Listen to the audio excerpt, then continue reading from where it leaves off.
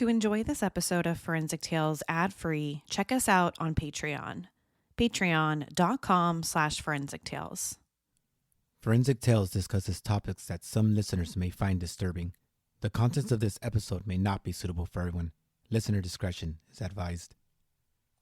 In 2017, a bright and fun 21-year-old Libby was found dead in a motel room in Independence, Missouri, with her boyfriend's belt tied around her neck. Her death was ruled a tragic suicide, but her family disagrees and is seeking answers to the many unanswered questions surrounding her death. Was this actually a case of a young woman who took her own life? Or was it the outcome of an abusive and violent relationship? And what do experts in strangulation think happened? This is Forensic Tales, episode number 248, The Libby Caswell Story.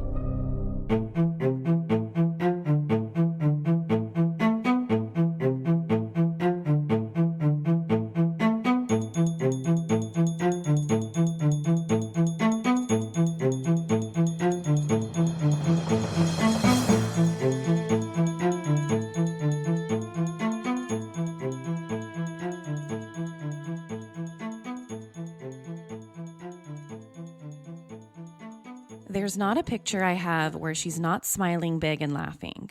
She'd walk into a room and light it up. She had so many friends that just loved her. That's what Libby's mom, Libby Caswell, told reporters for KSHB News, Kansas City. The woman at the center of this week's story is Elizabeth Alexandra Caswell, or Libby as everyone would call her and how I'm going to refer to her in this episode. People that knew her described her as being bright, energetic, and just a fun person to be around. A former high school cheerleader who loved to model and to dance. She was also a loving mother who was said to be crazy about her young son, Xavier. All of that is how her family chooses to remember her today. They don't want to remember her as she died alone 7 years ago in a rundown Missouri motel room. Libby was born on March 25, 1996 in Independence, Missouri, a city 13 miles from Kansas City, to parents Robert and Cindy Caswell. When Libby was 14, just a teenager, she met and started dating a guy named Devin Martin, the other person at the center of this story, and the person that she would be involved with in a very, very on and off again rocky relationship. They went to the same high school.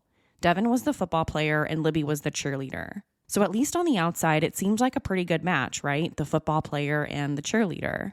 But as we're about to find out over and over again during the course of this episode, their relationship was anything but a good match. Not long after they got together and started dating again just as teenagers, Devin became a really bad influence over Libby and they started skipping classes together. And by the time she turned 16, she found out she was pregnant. Now, neither family was very happy about the news, and understandably, Libby's mom, Cindy, was concerned about her 16-year-old daughter having a baby. It was like a baby having a baby herself. She really wanted her daughter to finish high school and really just pursue out her dreams of becoming a dancer or a gymnast, really anything that she was going to be passionate about. But either way, whatever the situation, her family was supportive of her and they still very much loved her. After Libby found out that she was pregnant, her boyfriend Devin basically just stopped coming around and never really showed up to anything. He wasn't at any of the doctor's appointments, and he didn't even bother to go to the hospital when the baby was born. Now, this was around the same exact time that Libby's mom, Cindy, says that Devin became someone completely different. He became controlling, abusive, and even violent toward her daughter. Now, things got so bad that they eventually took out a restraining order against him just to basically get him to stop and go away. Over the 5-year relationship, Cindy was constantly calling 911 and the police on him. Sometimes it was because that he was just driving around erratically in front of her house, throwing eggs. Other times he came around basically demanding to know where Libby was or what she was doing. One time, according to Cindy, he even came to their house with a hammer. So time and time again, Libby's mom would call 911 or call the cops on him, thinking that they would do something because she already had a restraining order out against him. But the police didn't really seem to care, or at least they didn't really seem to want to get involved. Yes, there was a restraining order, but I think the police just got tired of Cindy calling them so many times, so they sort of stopped responding. Most of Devin's behavior seemed to stem from his heavy alcohol and drug use. It probably also explains why he was such an absent father. Drugs and alcohol, unfortunately, have a way of doing that. But Libby, to be fair, had her own fair share of struggles. Like her boyfriend, Devin, she also struggled with drugs and alcohol. And because of her addiction, her son eventually went to go live with Cindy. But no matter what, Libby always managed to stay in her son's life. Because he was staying with her mom, she regularly went over there to visit him and spend time with him.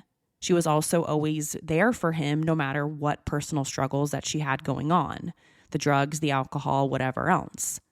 But she also stayed in contact with Devin. Despite the fights, the harassment, accusations of abuse and violence, and everything else that was going on, they just couldn't stay away from one another. In December 2016, Devin proposed to Libby in an effort to make things work. They were even said to be saving money to buy a car together, something that they definitely couldn't do when they were both on drugs and alcohol. So at this point, things in the relationship, again, this is at the end of 2016, things in their relationship seemed to be looking up. They were back together, engaged now. They were talking about staying clean and sober, and both of them, by all accounts, were working pretty hard to get their lives back on track so that they could be parents to their son. But just as a few months after proposing, Devin up and disappeared. He reportedly drained his and Libby's bank accounts, changed the account passwords, and vanished with a female coworker. So now they were broken up again, and Libby moved in with a friend because she couldn't afford rent on her own. And once again, she tried to get her life back on track. She saved up to buy another car and was slowly putting money back into her bank account. But not long after that, they were back together. So it quickly became a vicious cycle. They would make up and get back together. Devin would do something abusive or mean, and then they would break up and start the cycle all over again. It was like a complete roller coaster. When Devin wasn't in Libby's life, things were going really, really well for her. She was working on bettering her life and staying sober. She really wanted to be a good person, not just for herself, but also for her son. But as soon as he would show back up at her doorstep, things would get bad again, as is the case, unfortunately, with many abusive relationships. As you can probably imagine, Libby's family, especially Cindy, wasn't too happy about the relationship. They all saw firsthand how Libby was when she was with Devin and how much better she was without him. So I think they all did their best to support her and encourage her to move on and find something new, but things never got better. Devin continued to be abusive. They were even homeless at one point.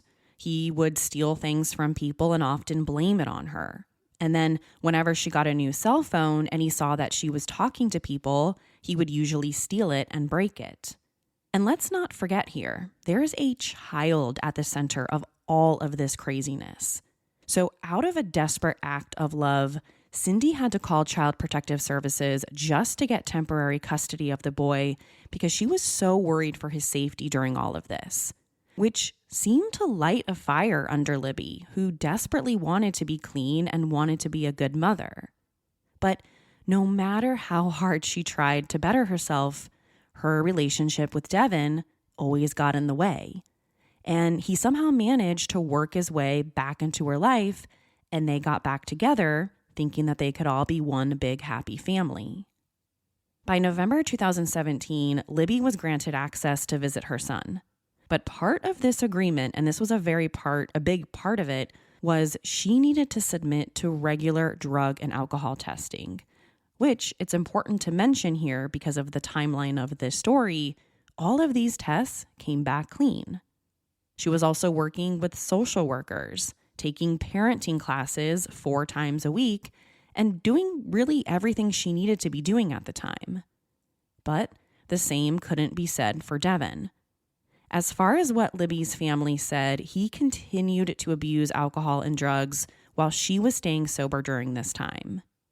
So now that we know what's been going on in their relationship over the years, let's talk about what brought us to December 2017. About a week or two before Libby was found dead, she showed up at her parents' house looking what could only really be described as unkempt. She didn't look like she had been taking care of herself, and to be blunt, she was just acting strange and paranoid like she might be using again. But she also had something to say to her parents. She said that the night before, December 3rd, a friend had caught Devin trying to choke and strangle her. Now, at the time, Libby and Devin had been staying at a mutual friend's house in Kansas City. And apparently, Libby fell asleep and woke up to this mutual friend trying to pull Devin off of her. Unfortunately, this scenario makes sense because later on, this mutual friend that they were living with said that both Libby and Devin seemed like they were both using meth again. So it seems likely that they got into a fight because they were both using drugs again, and Devin apparently tried to strangle her in an act of violence. Again, a common occurrence in their relationship when they were both using. Now comes about a week later and the day at the center of this story.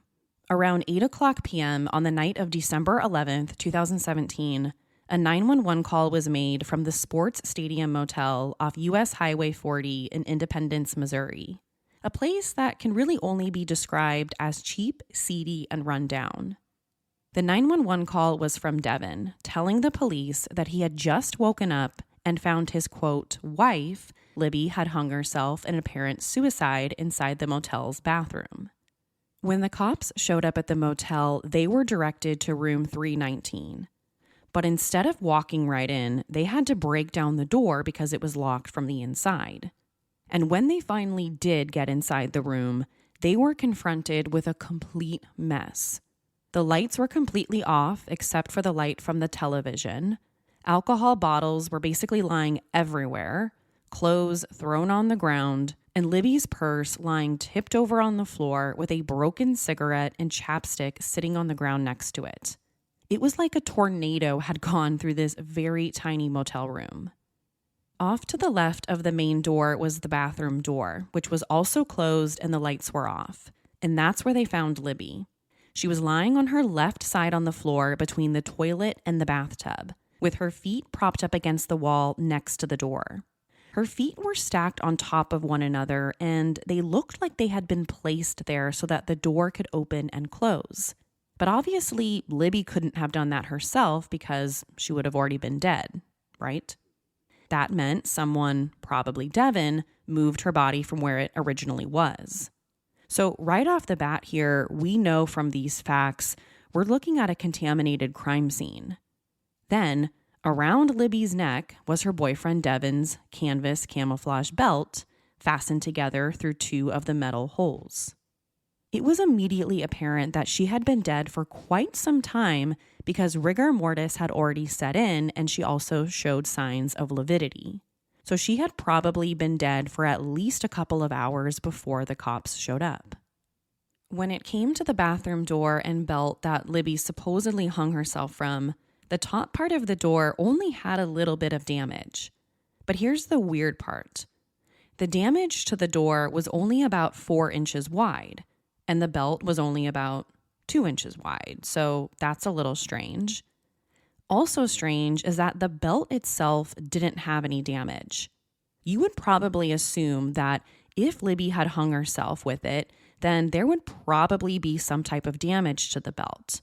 You've got your entire weight pulling on it. But again, there wasn't any. Now, granted, according to the autopsy, which we're going to talk a lot about in a second, she was only 105 pounds and 5'4", so she wasn't a very big person. But still, even 105 pounds is a lot of weight for a belt. So I'm thinking there should have been at least some type of damage on it, at least in my opinion. So let's stop there for a second. Now, we're gonna get to what Devin told the police about what happened, of course. But don't you think it's strange that the door would be locked and all the lights turned off? If he had just found Libby dead inside the bathroom, why would he turn off all the lights and close both doors? That just seems kind of strange to me and it doesn't make sense. But again, we'll get to his story in just a second. The police spoke with a guy who was staying in the room next door, 320. And according to him, he heard a male and a female arguing earlier that day. And the woman kept saying, "Stop hurting me, stop hurting me." This all happened about 20 minutes before the cops were called.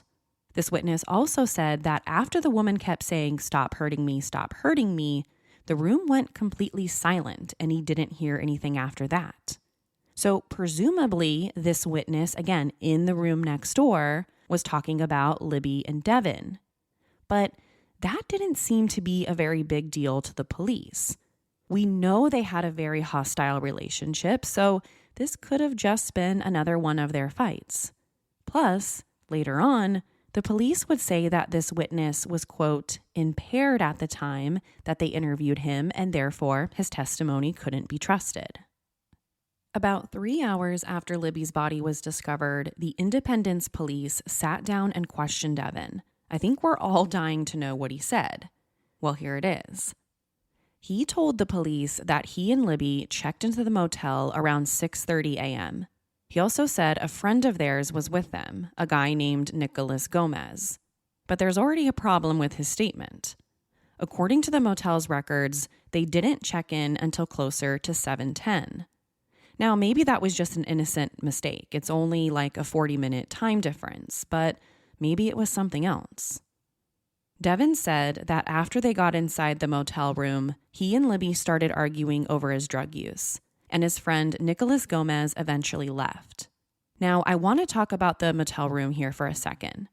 If Libby and Devin were fighting about his drug use, that might explain what they were doing there in the first place. The Sports Stadium Motel isn't exactly a place known for romance or anything like that. It's the kind of seedy motel that you would go to do drugs at, unfortunately. Devin then said that Libby told him that she was going to go take a shower, and he fell asleep on the bed around 11 because he had been up the whole night before. According to Devin, he woke up about 9 hours later at 8 o'clock and didn't see Libby anywhere in the room, but he said that her car was still parked outside. That's when he said he saw the belt coming out from the top of the bathroom door. And when he opened the door, he said he heard a loud thud, and that's when she fell to the floor with his belt still tied around her neck. Later on, he told investigators he loosened the belt around her neck so that he could feel for a pulse. But when he didn't find one, he said he freaked out and left the room to call 911. But based on all the information we have, we know he did not call 911 right away. A witness at the scene told the police that he spoke with Devin in the motel's parking lot, and Devin had told him that his wife had hung herself. The witness said that he asked Devin if he had already called 911, to which Devin said no, he hadn't called yet. Devin then left the scene completely, drove to his dad's house, where his dad eventually convinced him to call the police. Even when this witness told him, hey, you should probably stay here and wait for the police to show up, Devin left and went straight to his dad's house before calling 911. So for a fact, he definitely did not call right away. I also want to mention this again. When the cops got to the room, the door was closed, locked, and the lights were off. So if Devin had just found out that his girlfriend, or wife as he says, killed herself, why did he turn off the lights and lock the door?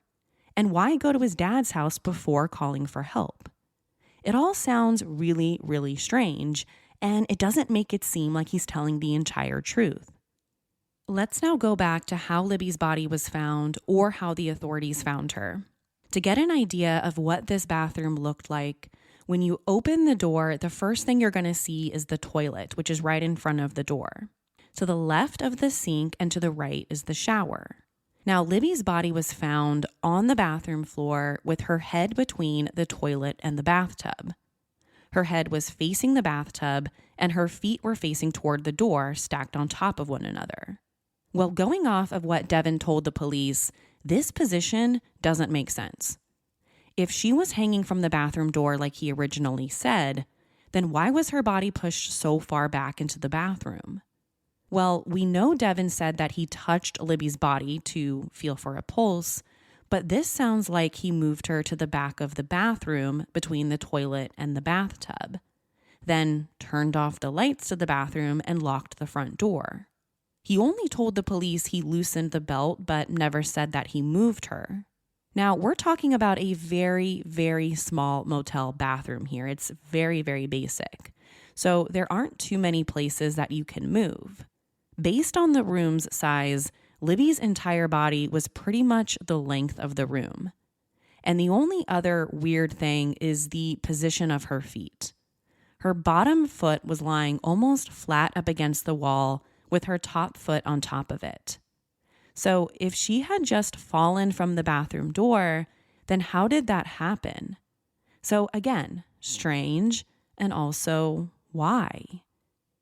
I think for Devin's story to make sense, or at least make sense for me, he should have dragged her body out of the bathroom to feel for a pulse. But instead, it's like he crammed her body in between the toilet and the bathtub. And let's not forget, he then turned off the bathroom light and closed the door.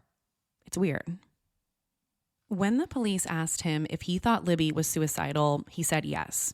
He said that she'd been depressed for a long time and had previously talked about wanting to harm herself. Even the friend, Nicholas Gomez, seemed to back this part of the story up because he would also later on tell detectives that Libby was suicidal and that she'd been drinking vodka all morning. However, let's pause there for a second.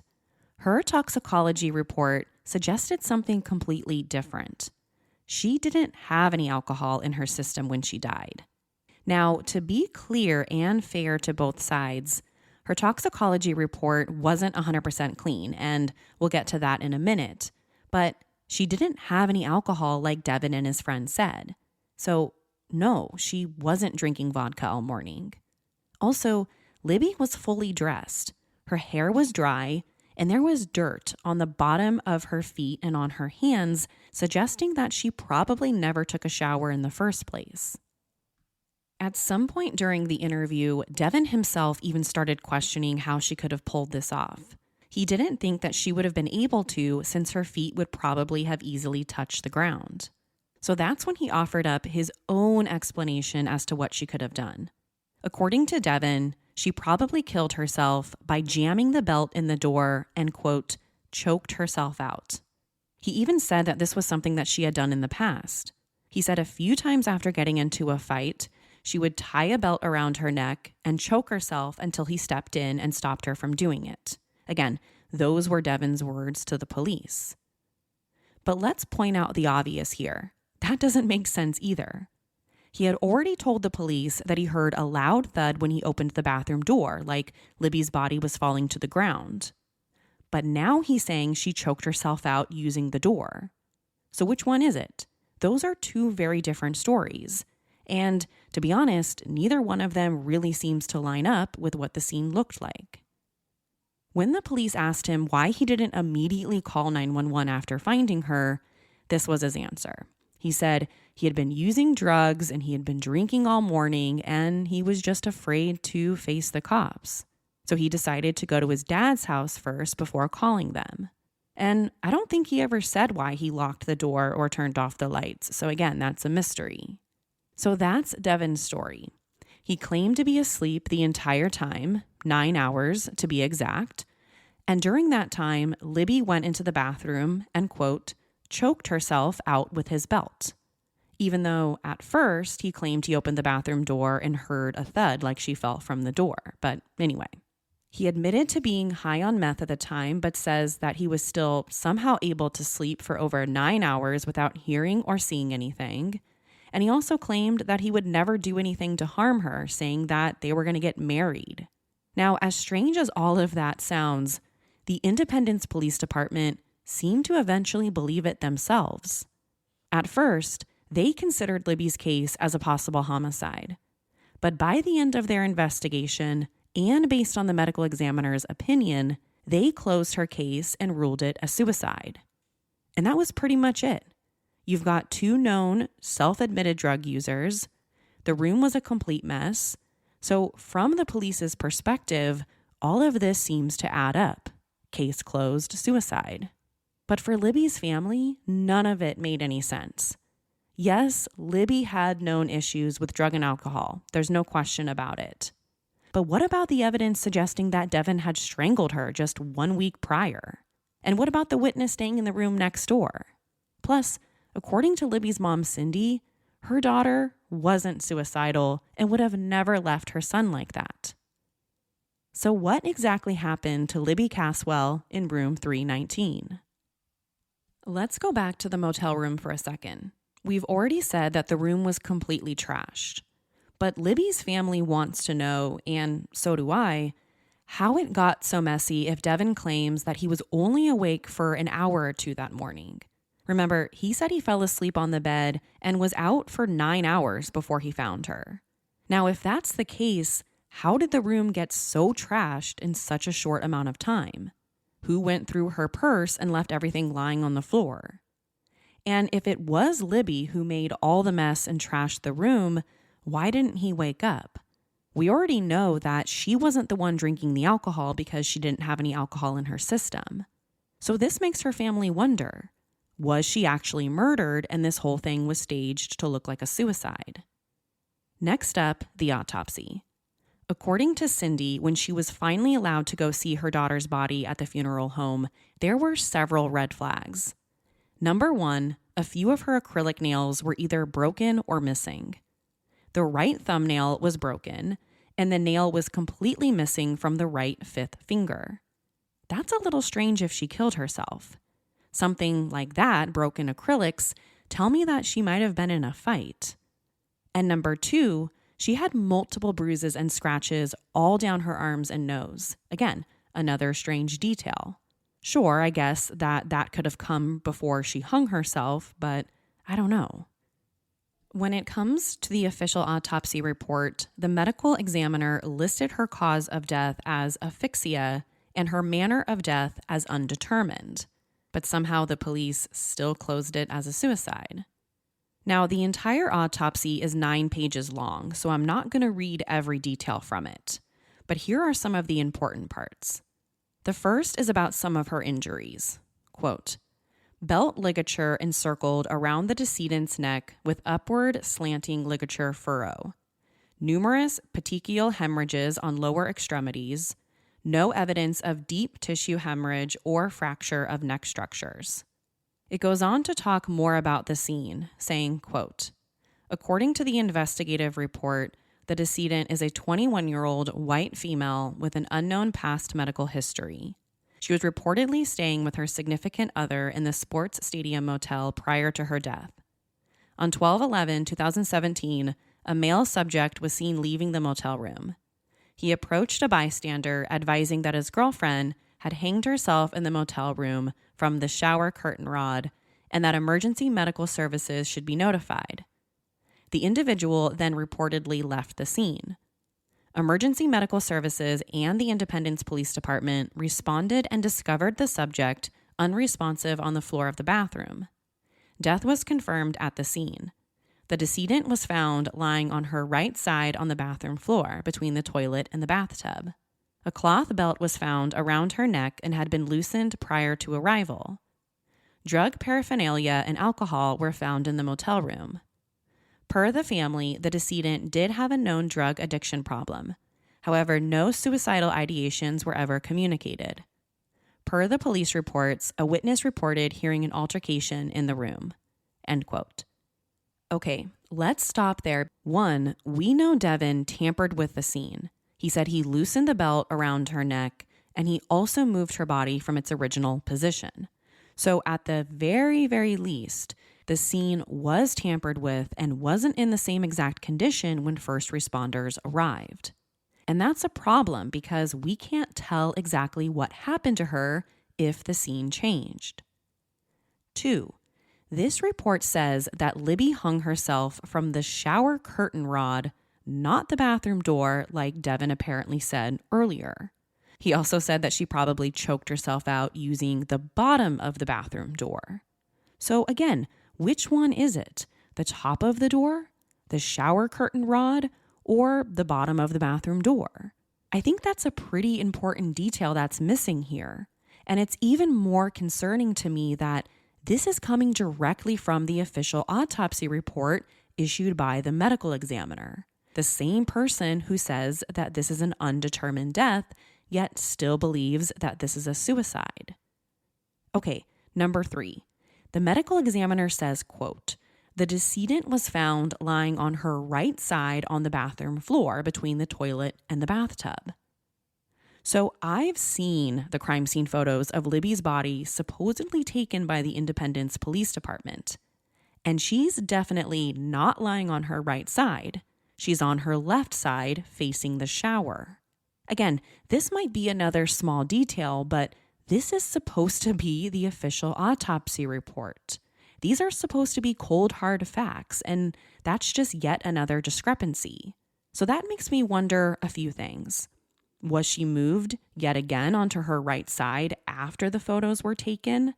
Or was this just sloppy work on behalf of the medical examiner? And finally, number 4, drug paraphernalia and alcohol were found in the motel room. Well, I mentioned earlier at least a couple times that no alcohol was in Libby's system at the time that she died. So I don't think it's fair to say that alcohol played any role in her alleged suicide. However, she did, in all caps, have a small amount of meth in her system. So again, to be fair, we're not quite sure what role that the drugs, the meth, may have played here. According to the autopsy, there was a small amount of blood coming from Libby's left nostril, but the medical examiner couldn't say how or why.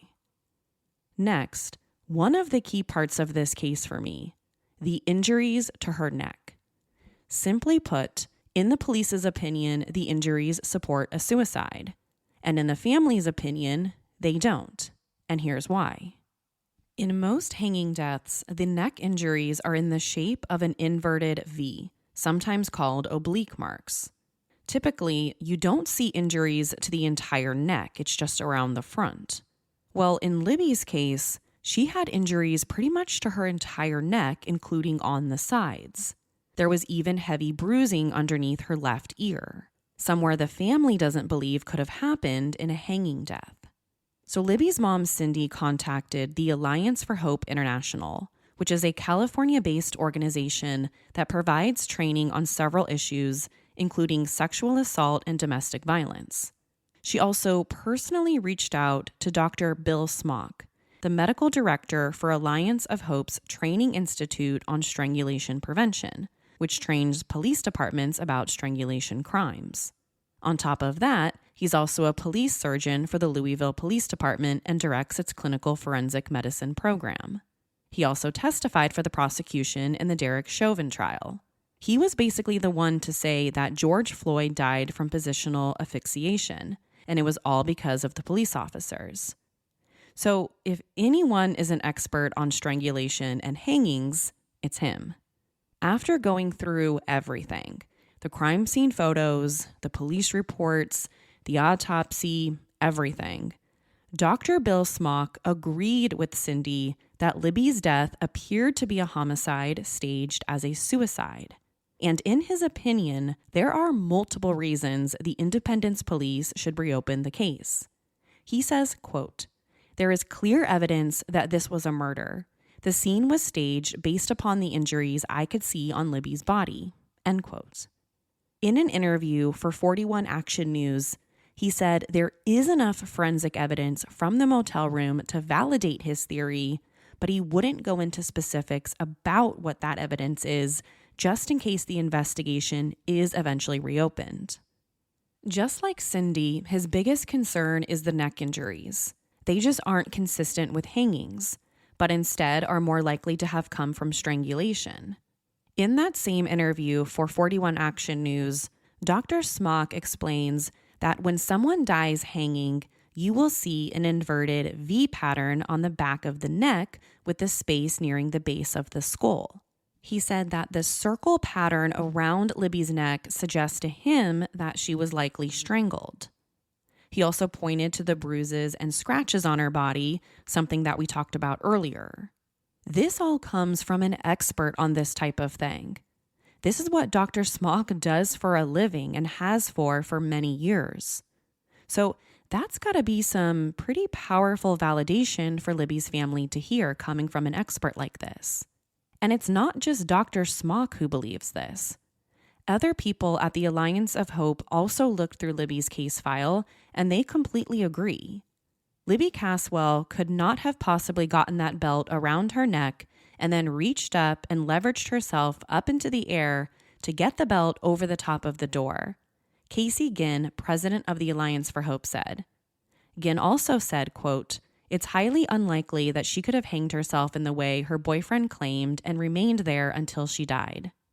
So Dr. Smock and the Alliance of Hope created a presentation all about Libby's case and took it to the 27th annual Medical Legal Death and Investigation Conference in August of 2020 to basically say that this was a classic case of a staged crime scene.